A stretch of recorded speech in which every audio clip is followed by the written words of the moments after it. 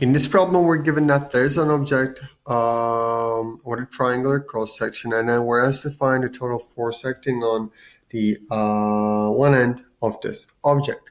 Now, let's assume that this symmetric point is our origin. So this is our origin, that is 0, 0, and that is the x-axis, and this is the y-axis. Since this is symmetric with respect to this vertical line, this distance would be 1 meters, and this distance would be 1 meter.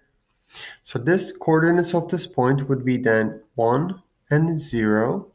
Now we want to find the coordinates of this point, and I will explain why in a second. Now, since the length of all the sides are the same, this angle is 60 degrees, and that is then 30 degrees.